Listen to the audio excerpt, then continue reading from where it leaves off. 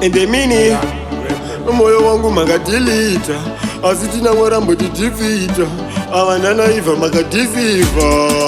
selinge mari ndisari mufon kune vakaita meda kupfuura king phone vari kutsoma thedon asavana agona tcm mibrozi misungiwo time to time dan madzoka vari kutofamba zviri kukonzongwa namataistiw patofa zvimwe takuona mimadzoka satatokura musipo tine mubvunzo makaenda kupiko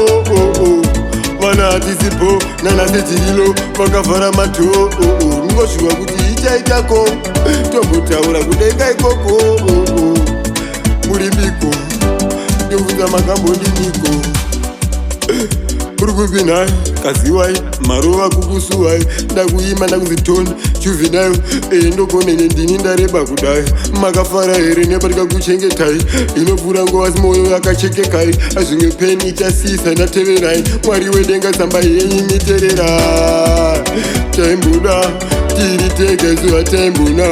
asi ivo vari kubata igona pese pari kupfuura vari kubata ngoma apa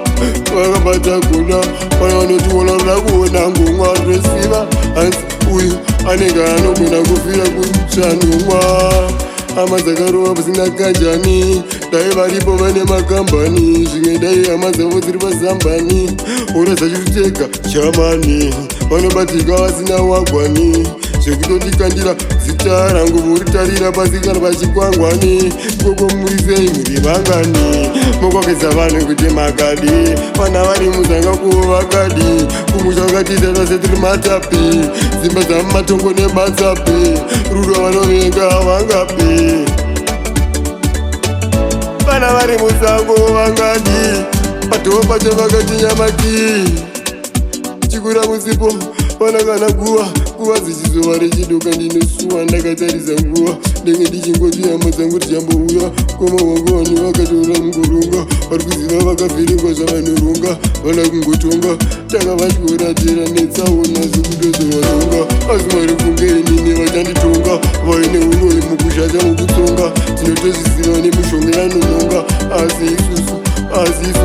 tiri vajesusu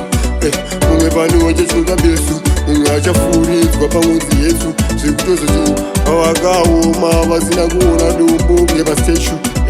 pavanotiona dzirei yechu vari kutozviziva kuti susu tenge tichivamecha saka takasvika uyu meshu ende mwari vava vavakola iukeshu vari kutozvi iri vazvifidende tatotogura musipo yei musipo ine mubvunzo makaenda kupiko vana hatisipo vakavhara madho chingoshuva kuti ichaitako tomboenda kudenga ikoko yei zvividende